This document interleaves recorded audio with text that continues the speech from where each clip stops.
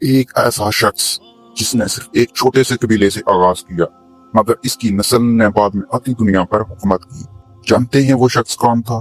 وہ تھا عثمان غازی، ایک ایسا جنگجو جس نے غربت، جنگوں اور دشمنوں کے درمیان ایک ایسی سلطنت کی بنیاد رکھی جس نے تقریباً 600 سال دنیا پر راج کیا۔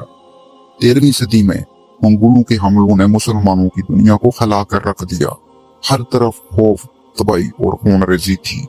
اسی دوران ترک قبیلہ کئی اناطولیہ کی طرف ہجرت کر گیا۔ اس قبیلے کے سردار تھے ارطغرل غازی اور انہی کے بیٹے تھے عثمان۔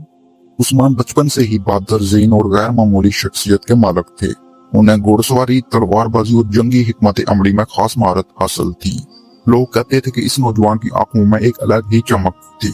ایک رات عثمان ایک بزرگ عالم شیخ ادب علی کے گھر ٹھہرے۔ وہ ادب کی وجہ سے قرآن مجید کے سامنے پوری رات خاموش بیٹھے رہے۔ اسی رات عثمان نے ایک عجیب خواب دیکھا۔ انہوں نے دیکھا کہ شیخ ادب علی کے سینے سے ایک چاند نکلا اور آ کر عثمان کے سینے میں داخل ہو گیا۔ پھر عثمان کے جسم سے ایک عظیم درخت اگا جس کی شاخیں پوری دنیا میں پھیل گئی۔ جب صبح ہوئی تو شیخ ادب علی نے خواب کی تعبیر بتائی۔ انہوں نے کہا، اے عثمان، اللہ تمہاری نسل کو عظیم حکومت عطا کرے گا، اور یہی خواب بعد میں سلطنت عثمانیہ کی حقیقت بن گیا۔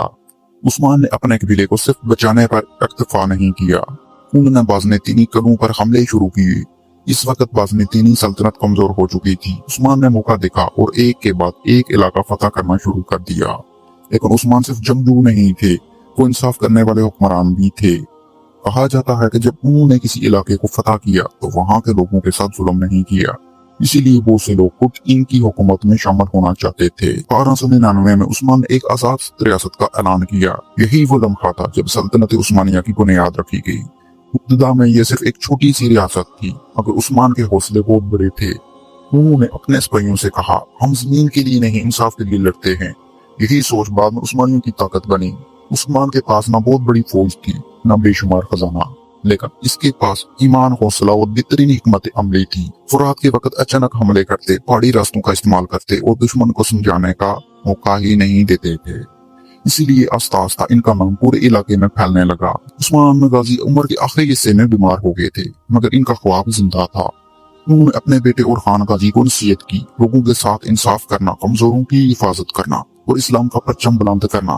عثمان کی وفات کے بعد عرفان نے ان کے مشن کو آگے بڑھایا اور پھر وہی چھوٹی سی ریاست دنیا کی عظیم ترین سلطنتوں میں شامل ہو گئی۔ آج بھی جب عثمان غازی کا نام لیا جاتا ہے تو بہادری، ایمان اور قیادت یاد آتی ہے۔ ایک ایسا شخص جس نے خیمے سے سفر شروع کیا اور تاریخ میں ہمیشہ کے لیے امر ہو گیا۔